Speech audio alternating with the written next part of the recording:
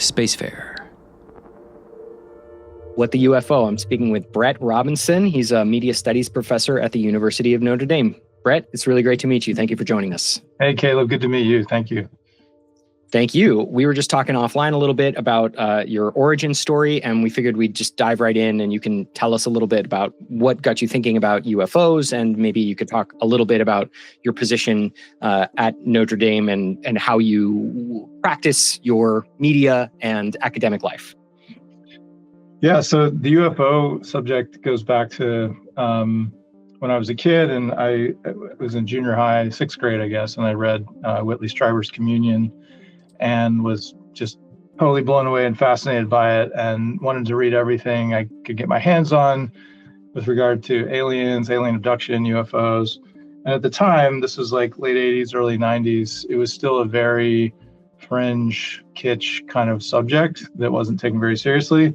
So I felt like I kind of grew out of it in high school. And then I got to college at Notre Dame and started watching the X-Files with friends and got really captivated again. And it seemed like this was maybe a little more mature take on it, that, there are these layers of secrecy and things in the government and things connected to the military. And so the intrigue deepened a little bit beyond just the mythical kind of UFO alien idea.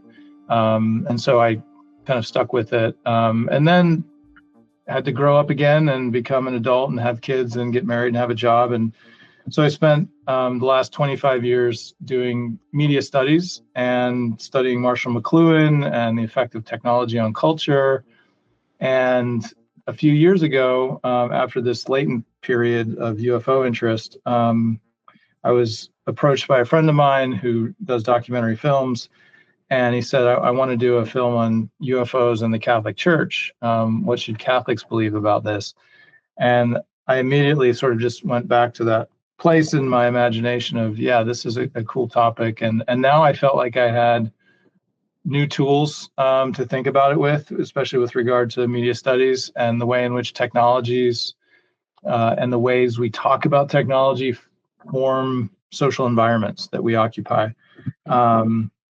And so that those came together really nicely. And in this documentary, we talked to theologians, philosophers, astrophysicists, and tried to do what we called a Catholic take on this, which would be something akin to appealing to the humanities and the liberal arts to say that this is not purely a scientific question or technological question. It's a question about, the cosmos. And when you ask questions that are that big, I think the tools of theology, philosophy, and science, but also literature and the imagination and so on, are really useful and helpful. So things kind of crystallized around that documentary last year, and I can talk more about that project, but that's how I got to where I am now with interest in this.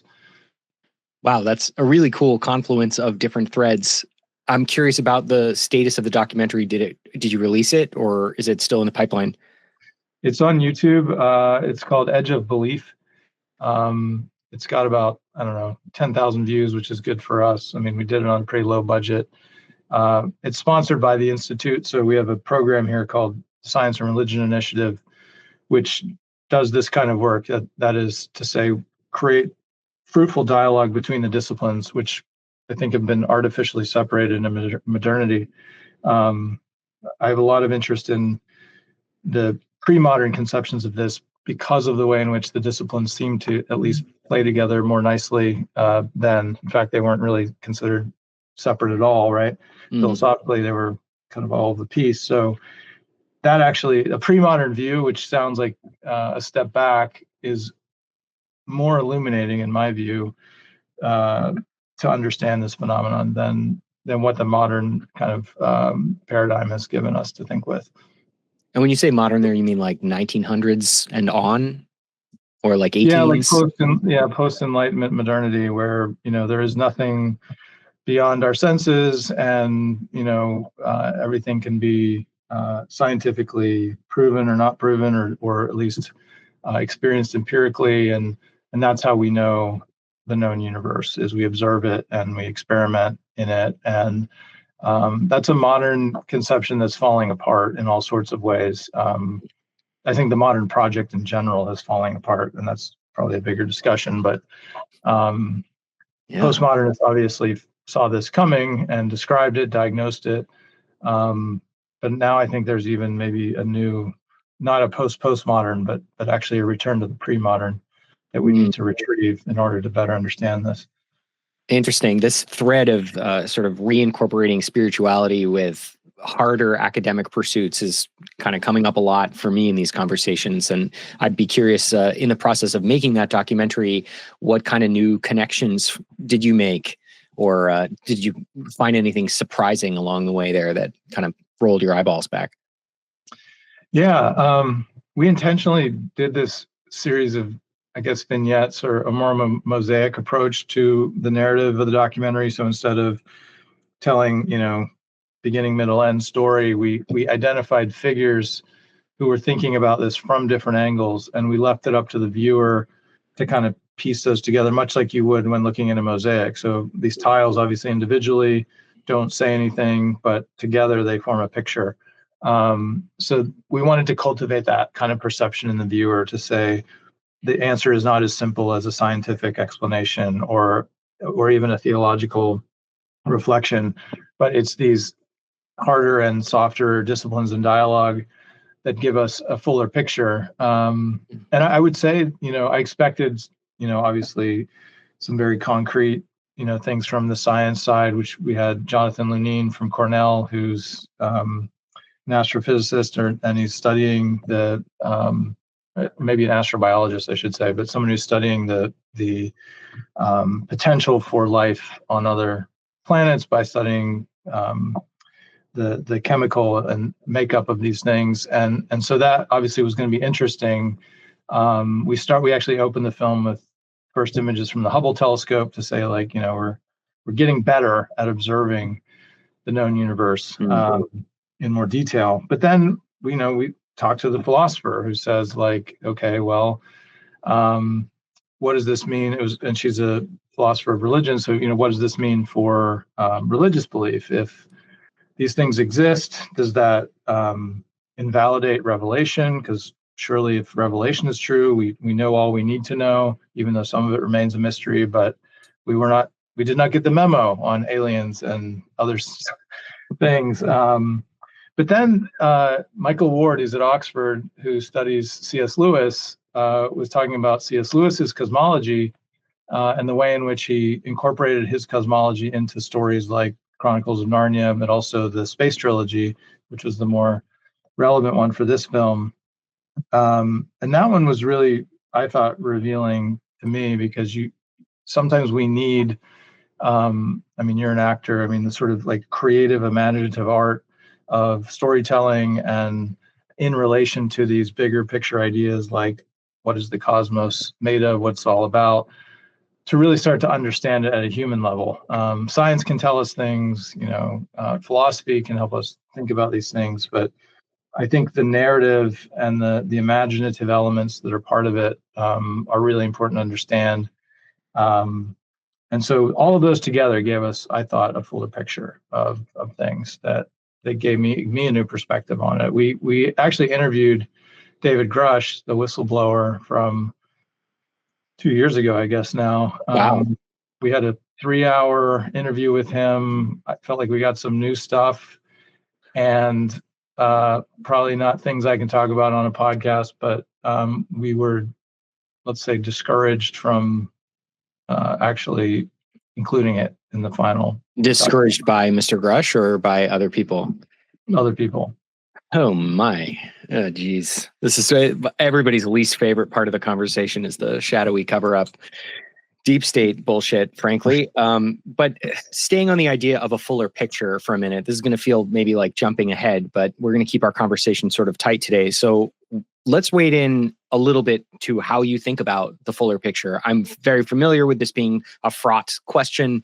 So if you need to answer it at length or with as many caveats as you want, I think that's fine. I'd just love to hear how you're thinking about the phenomenon in general. What is your big picture take on UFOs? Yeah, well, I have to say it's evolved very rapidly in the last 2 years, especially because this project required a lot of more serious research. It wasn't just casual reading of accounts or that sort of thing. So talking to people like Diana Pasulka, who wrote American Cosmic, who features prominently in the film, and just having, private conversations with her that aren't in the film that revealed other things to me that, that I wasn't thinking about.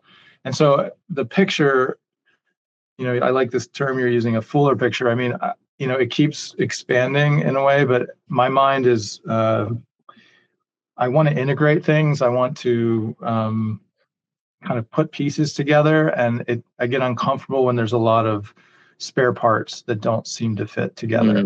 So at one point I was sort of moving in the direction, as many have, of this is a spiritual phenomenon. This is something spiritual rooted in consciousness or projection of consciousness or shared consciousness or some kind of Jungian thing. Of course, Carl Jung has the famous essays on flying saucers as these archetypes. So that was very persuasive to me, because I thought, okay, well, that helps explain a lot of these things that seem to violate laws of physics and all these other things. And also still provides, I think, gives some agency to experiencers who are having these very bizarre, but very lucid experiences. So rooting it in consciousness seemed right, kind of like going on a drug trip and having to explain it to someone, and it was very real to you, and may have even been somewhat metaphysically real, but it's impossible to prove that in the modern sense. So so I had to include that. But then as I was talking to people like Diana, I was thinking, well, there's like nuts and bolts stories. There's like craft retrieval programs. There's people that have seen or touched craft or parts. So what is that? That can't be consciousness, or can it? Then you get into this really weird territory of quantum ideas about how reality is held together as sort of a one big thought or idea. So I'm now in a place where I'm trying to reconcile those things, the nuts and bolts, with, I think, what are the very, let's not say real in the kind of modern, like verifiable sense, but real and authentic experiences of people who have seen, touched, heard, experienced something that many, and this is Pasulka's point, many describe as spiritual. They have spiritual awakenings, spiritual transformations as a result of these encounters. So as a Catholic, I think about figures like angels, demons, but I know there's a whole camp that's dedicated just to that being the entire reality, and I'm not totally comfortable with that. I think there are other elements on the hardware side that maybe can't be accounted for by that. What are your views about the metaphysics of religions, specifically with regard to non-human entities? Do you hold those concepts sort of gently as a metaphorical or narrative device in a way, or do you consider the possibility that there is a literal truth to some of those ideas? I think there's a literal truth. I think we have lost touch perceptually with how to even encounter those ideas or experience them. I think you have kind of breakthrough moments. You can hear in certain stories of people who feel like they have encountered an angel or a demon, or been possessed or been obsessed by a demonic presence. That to me, in fact, I just heard a really horrifying exorcism story this morning that seems to suggest to me, given the volume of these stories and given the eyewitness accounts by credible people, that spiritual realm is very much in play and very active, and very much probably intersecting with the UFO world. So this is where, with some caveats, I find people like Jacques Vallée helpful, who's thinking about this almost mythically. I mean, you have accounts going way back of fairies and little figures appearing in 13th century England or whatever, that if you pay close attention to these stories, they very much resemble modern UFO accounts. And it seems that whatever the cultural historical meme of the moment is. Like if it's elves or if it's fairies or if it's dwarves or if it's this, that's what you hear. But for us in a technological age, we hear saucers, we have gray aliens, we have, so the figures seem to morph based on, so the question is it the cultural imagination that's shifting to apply what seem to be physical characteristics to these maybe metaphysical entities, or are these things themselves some kind of trickster entity that is taking on different forms to meet the kind of idioms of the day? Yeah, I would propose maybe one more possibility there, which is that we're describing them differently, but that there's actually a lot of overlap. But it's possible that like something that looks like a little gray could be something that 100 or 1,000 years ago people said looked like a fairy. And if we had them in the same room and there was a sketch artist, maybe they'd produce the same creature. Yeah, I think that's right.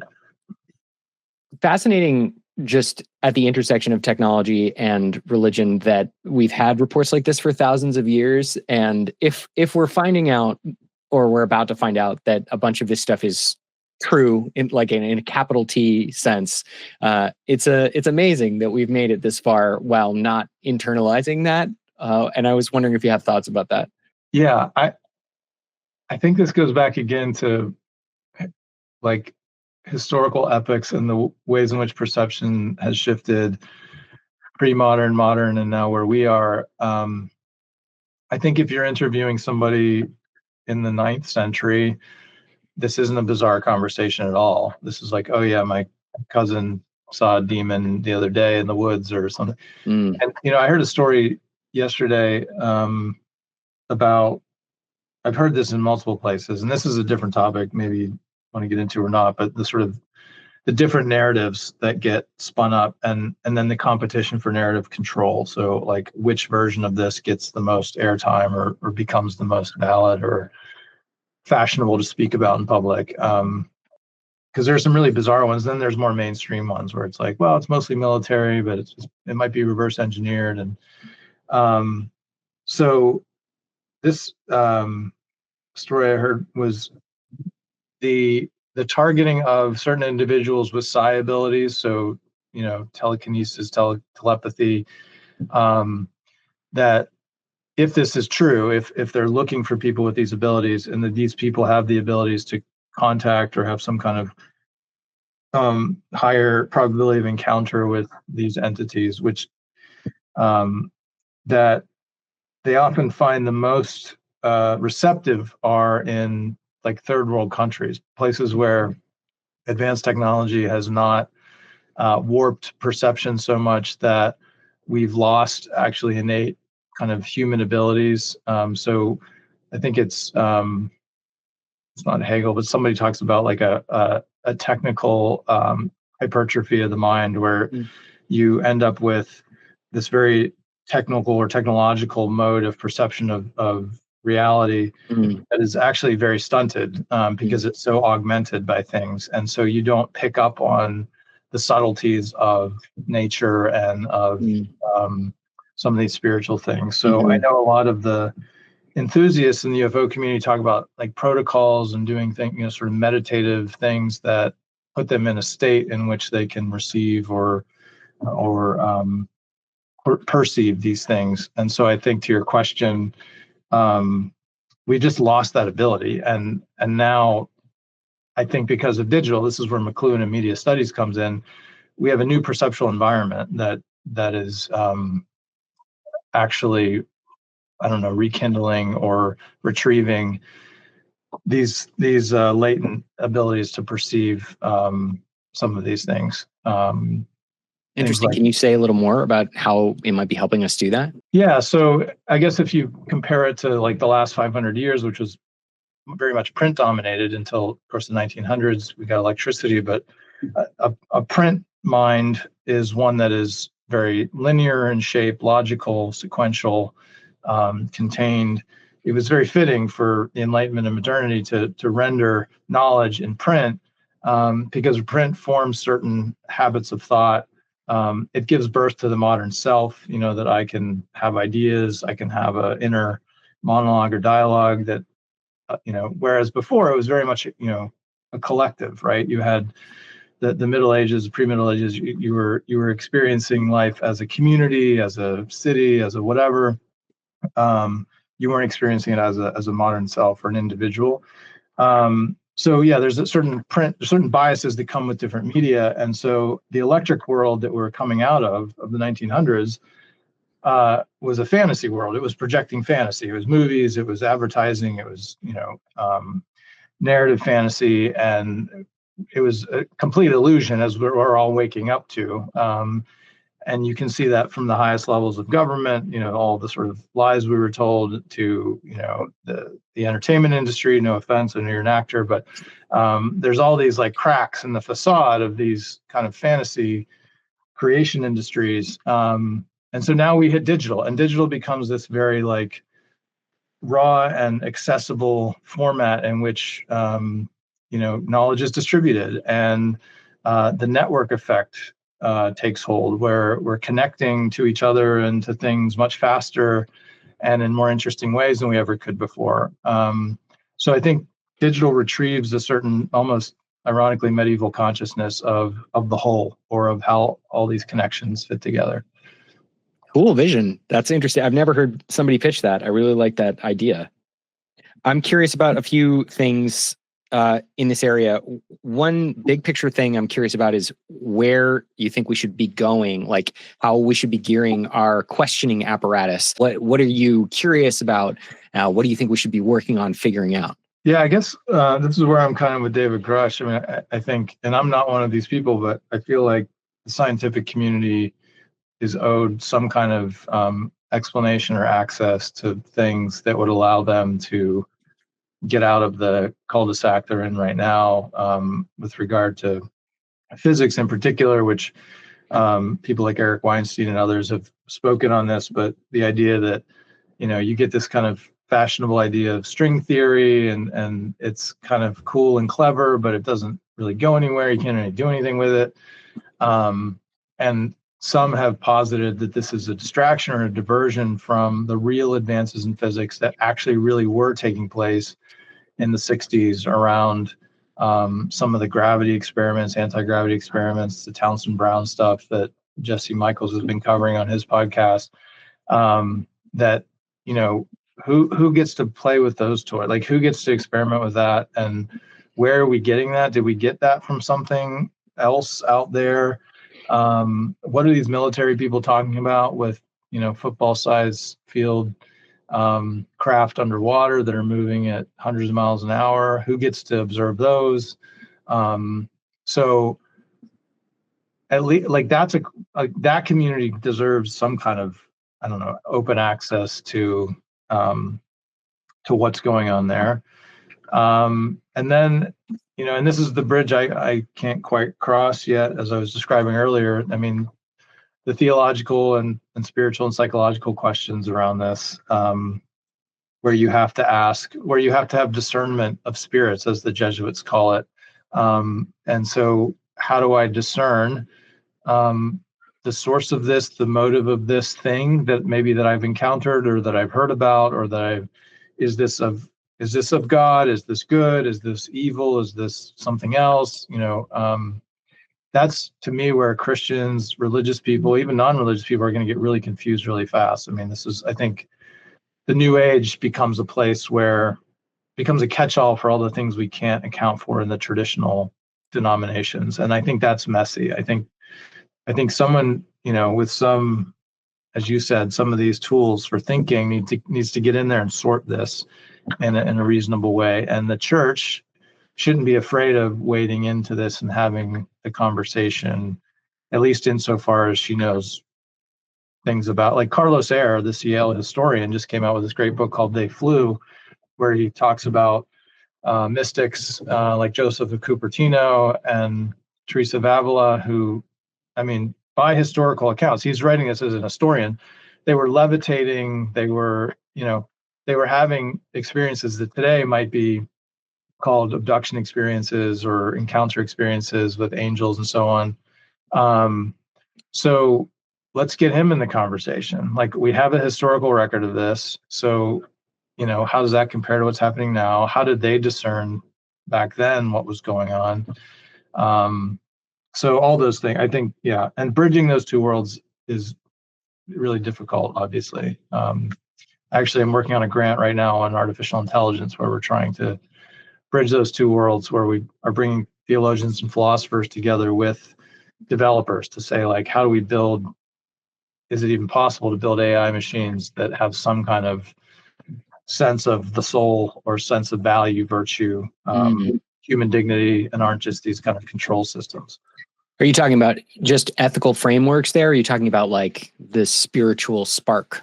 Yeah, I'm hoping to go beyond. There's a lot of ethical framework stuff going on in AI. I'm hoping this is a little bit more nuanced in the sense that it's taking into account human anthropology and spirituality and things that, because it's begging questions about, what is the human soul? What is consciousness? If the soul is the seat of consciousness, and we're trying to build machines that mimic that, what does that mean spiritually? Are there actually entities? Are there things that are just waiting, like a Ouija board, for a medium to hijack and use as another communication medium from the other side, whatever that is? So I could see that as a possibility, just from what I know about the occult, which isn't a ton, but there's a lot of that conversation going on in Silicon Valley. There's people like Nick Land, who is famously influencing, I'm told, a lot of Silicon Valley people. He's a self-professed Satanist or Luciferian, I guess you'd say, who's interested in this narrative, almost Gnostic narrative of rejecting the God, the Elohim, who's really just a slave master, and freeing human beings, realizing our full potential as humans. That in the Garden of Eden, we were actually slaves, and so it was actually liberation to talk to the serpent and eat the fruit of knowledge and become like gods. And a lot of these people think like that, and these technologies are their means for expressing that. So that's sounds unrelated, but I think it's actually related. In fact, Diana Pasulka's new book, I just talked to her a few weeks ago, is going to be on AI, aliens, and angels. So a mix of mysticism and technology and this alien topic. This is fascinating in at least three directions, to those three A words. One thing that came up for me, to your point about the sort of intersection with technology, you often hear, I'm going to share a personal story from my life. I had a friend pass away in his early 30s, and his best friend at the time had a long cell phone messaging history with this guy because they were best friends. And I think the way this went is the day after my friend Joe passed away, his good friend opened his phone and found that all the text messages between the two of them had been deleted except one text message going back like 3 years that said, "I'm home." And for him, this was like a massive spiritual moment that he felt like he had been connected to his dear friend on the other side. And I only mention that to say that is just one of myriad examples that you can find quickly on the internet or talking to people about these like intersections of spirituality and technology. And I think you raise a really interesting idea there that as we lean into these systems more, and specifically we're asking AI all sorts of stuff, we could be that we're in some sense opening some kind of portal, or we're building more things like Ouija boards, as you analogized, that are going to be easier for other kinds of consciousnesses to interact with. That's super fascinating, and it definitely deserves scientific examination. I wanted to also hop on your point about the difficulty of bridging these worlds. Sometimes I find that they're like mutually resistant. Like the technologists don't really want to investigate the spiritual stuff. They think there's nothing there. And likewise, the spiritual world can be resistant to sort of scientific inquiry. There's kind of like this is just going to be mean, but I'm trying to speak quickly, like a coddling effect of like, oh, any of your feelings are valid. But if there really are spiritual entities out there, then intuitions can help guide us to those, but just trusting everybody's intuition about everything is not the same as rigorously pursuing the truth of the matter. That sounds a little harsh as I'm saying it, but does that spark any interesting thoughts for you? Yeah, no, I think you're right. I don't know. I don't quite know how to do that translation. I feel like that's been our epistemological, almost ontological uh, Sticking point. sticking point, hurdle, impenetrable. I don't know, but I'm hopeful because I think like conversations like this one, but I'm sure you're talking to people on both sides. And I think if they were out here before, they're sort of moving, towards something in the middle, where they can find some shared ground. And maybe we just need the really public, anomalous experience to rally the two sides to some kind of common purpose. That is a perfect question. Actually, I would love to transition directly into that because I've been thinking a lot about what this framework might be. And a sort of side project that's developing for me is just attempting to codify, like not necessarily do these things myself, but attempting to bring together some ideas about what sort of encounter you would have to have in order to successfully convince enough people to create this culture of curiosity that I think we both want. So I'd love to ask you, what qualities do you think that kind of experience might need to have to be sufficiently persuasive? Yeah, I mean, I think we're getting hints of it in a kind of silly, cartoonish way with the 3i Atlas thing that's flying through the solar system, which various camps have latched onto as the pure science people. No, this is just a weird comet. And then the more UFO-minded people saying this is really exhibiting these bizarre characteristics and behaviors, and it might just be a cloaked ship or something.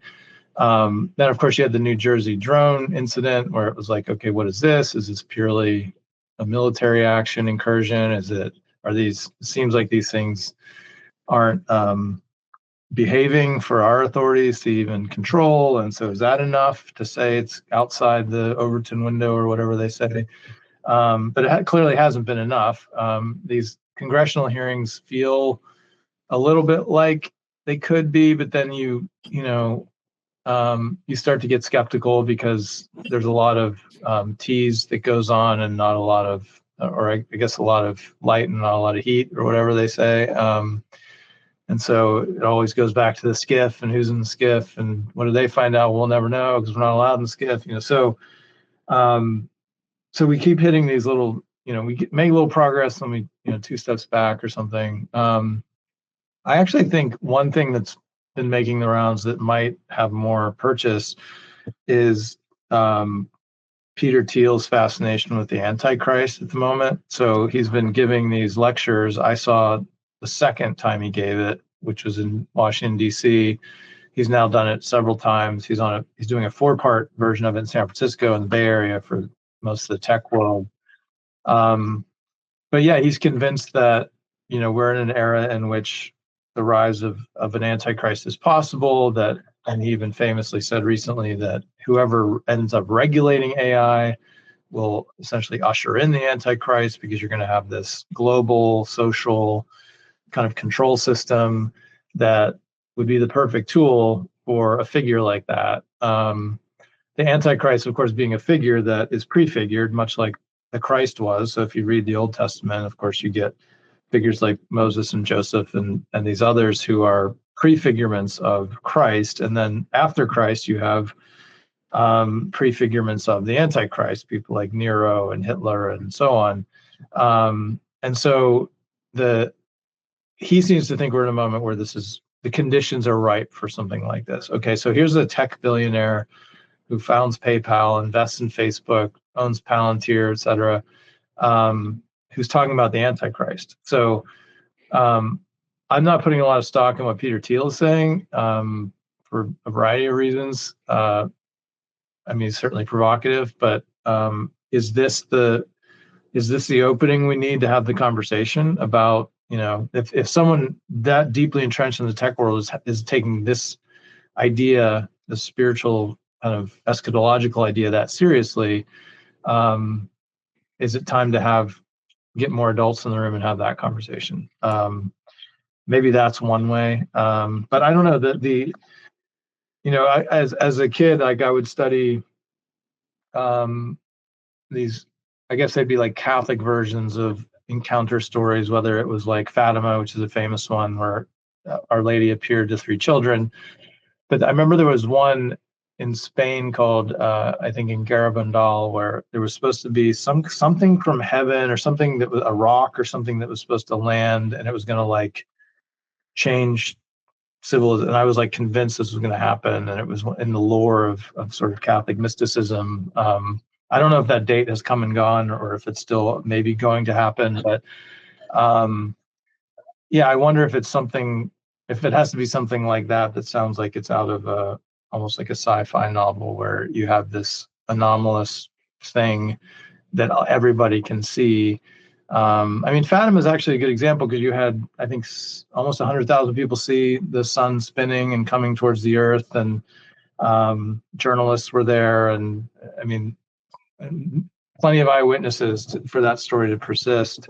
And yet, like, I think it comes back to the story of Lazarus and the beggar in the Bible that Jesus tells, where it's like, you know, Lazarus is dressed in purple finery and he steps over this poor beggar every day, and this beggar sits there and has dogs licking at his wounds, and they both die. The beggar goes to heaven to be with Abraham, and Lazarus goes to hell, and Lazarus says, I just need a drop of water. Like, I'm burning up down here, and God can't give it to him. He's like, you can't cross the chasm. And he says, well, at least send a ghost to my brothers and tell them not to do what I did, to actually like take care of the poor and not to step over them. And God says, I can't. Like, they would, if they didn't believe Moses and the prophets, they're not going to believe a ghost. So I feel like that is also a possibility. We could have the most wild public display, and you would still have people say, no, that's, you know, either it's fake or it's explainable or it's whatever. Mm-hmm. So I don't know. I don't actually know. That was a really long, I don't know. Well, I'd love to bounce this off you structurally here. I'm not sure it's going to come to a very pointed question, so help me out if it doesn't. But when I started thinking about this, I was really interested in the details of what's going on. And I am still really interested in the details, but I've come to sort of accept gradually that we're not going to suddenly enter a state in which we know all the answers. Like, even if there was like a massive disclosure or a big public event, that would precipitate a new era of investigation, but it wouldn't suddenly give us all the answers. So what I've started to focus on more is reaching that era of investigation and like cultivating this culture of curiosity. Where I want us to be is a state where the majority of the academic apparatus and to some extent other like question askers like journalists and just like serious people of all stripes, but specifically academia, where the majority opinion is that this is an interesting question that we should find more answers to. And I think we're there on a whole bunch of interesting science things like dark matter and dark energy are the two easiest ones. Like, what is this? What explains this strange mismatch between the data that we're recovering about the universe? And so we do a lot of research. We spend millions of dollars, and we don't spend millions of dollars checking out UFOs or investigating spiritual details for that matter. And I think it would be great if we did both, and we might need separate reasons to investigate them, or we might find that they sort of naturally inspire similar lines of investigation. But what I've become really focused on is the question of how we achieve that state of like majority curiosity. And I was curious about whether you have any takes about that. Is it a long, slow slog, or is there some lever that we could pull that would make that faster? Yeah, that's interesting. Because in making the film, we ran into this with one of the Harvard, someone from the science department there. Okay. Who works with Avi Loeb, who's been on doing the media rounds on the 3I Atlas thing and the object that he found at the bottom of the ocean that he thinks is interstellar. And interestingly, like, there's politics within departments about whether or not we should be pursuing these things, or whether or not it's, you know, academically allowed to even ask the question. And I think that's a lever that has to be, I don't know how you pull it. I think it's, there's too much invested in things like tenure and reputation and respectability in more entrenched traditional academic departments. And I applaud you for engaging academics on this, because there are people like Jeff Kripal at Rice and others who are, trying to do this in their own ways. Diana, of course, at UNC Wilmington. So there is a, hodgepodge of people that are in the academy asking the question, trying to rally some support through either popular writing or whatever. So I think that's one angle, but a tougher one just because you're dealing with like university politics and all the stuff that goes along with that. You have the Soul Foundation, which that Peter Skafish and Gary Nolan set up, which seems to be doing some of this advocacy to get the right people in the room to have the conversation. Scientists, philosophers, theologians. Paul Thigpen, he's done some soul talks. He was a consultant on our film, Catholic theologian. He's really helpful on this.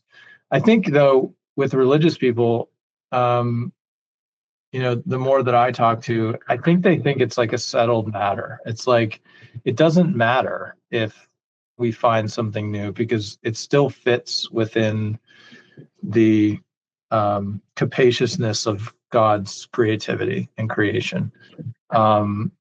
Whereas I think you get more maybe purchase on the science side where really new stuff could be developed. But it begs the question to your point about like the money, like we should be investing in this. Are we already? Is that what David Grush was doing with these audits, was trying to find where all that money was going to? Yeah, if we use we really loosely, then yes, we might be, but yes, includes people doing it privately, which basically doesn't count with regard to public advancement, and to creating a permission structure for status seeking in these tenure tracks where people say like, I want to research this because I want my freaking Nobel Prize or whatever. Yeah.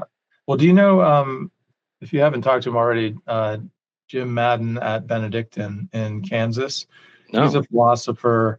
He wrote a great book called Unidentified Flying Hyperobject. Okay.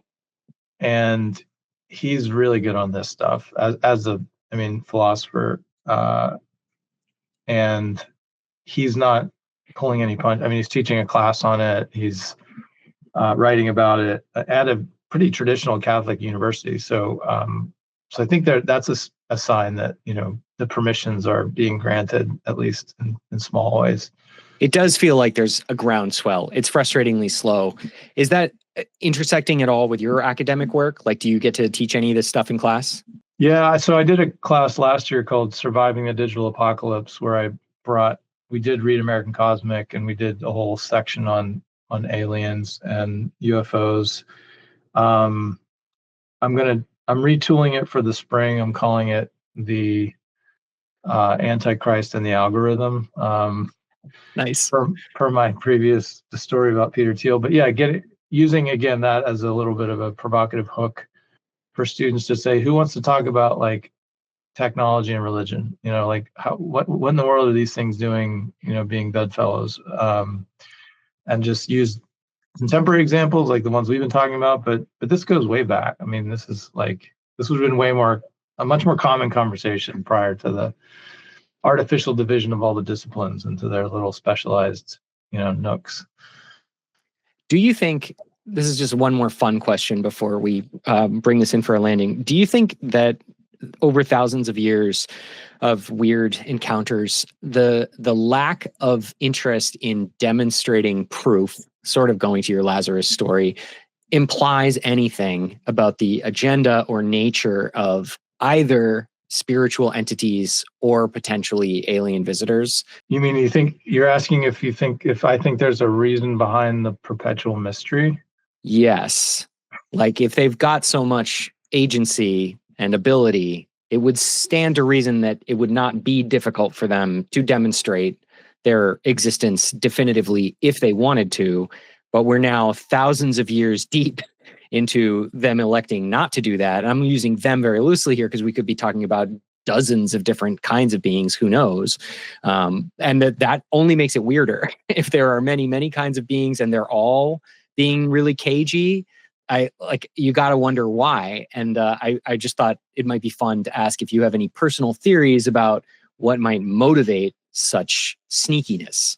Yeah, well, I guess I would bracket out the theological grouping or group of entities, angels, demons, etc., as something, as I said, as the religious camp would say, well, we know that goes on. We're never privy to its full like operational logic or capacity, but it's just something we deal with in the mystery of religion. Okay, so they just let that lie.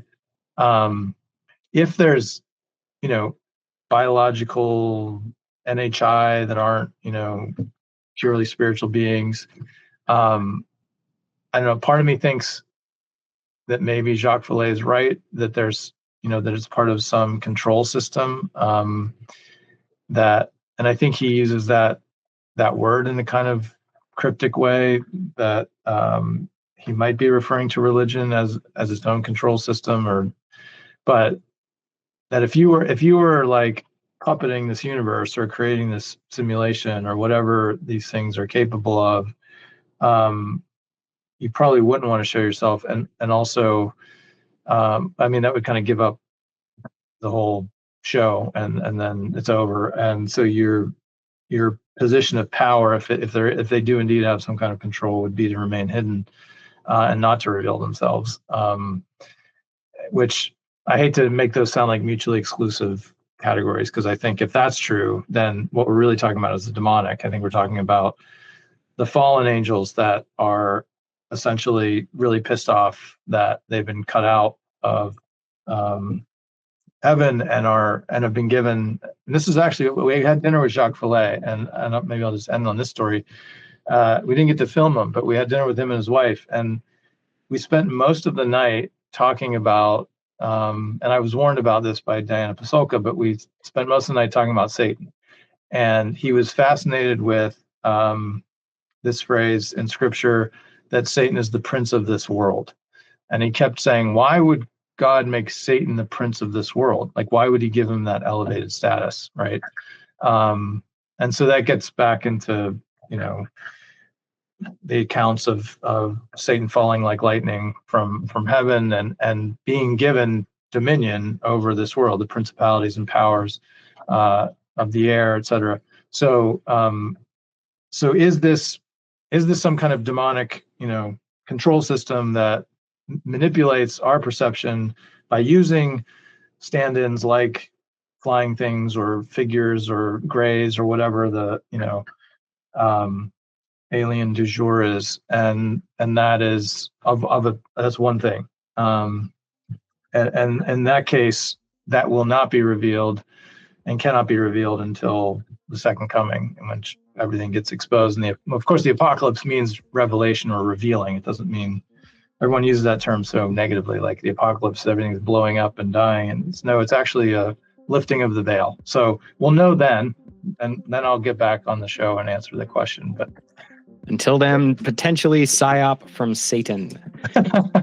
Everybody sleep well tonight. Okay, thank you so much, Brett Robinson. People should go check out YouTube's Edge of Belief. That's where you have your documentary that you made. I am looking forward to watching it myself. Thank you so much for sharing your time today, man. It was really great to meet you. Yeah, thanks, Caleb. That was fun. And that's the show. Hope you enjoyed it. Thank you for listening or watching. If you like WTUFO and you want it to keep existing, support us at patreon.com/WTUFO or on YouTube or on Buzzsprout for as little as you want per month. Patreon or YouTube or Buzzsprout, this show is brought to you by you. So thank you very much for your support. I hope you keep listening, and I hope you have a lovely day.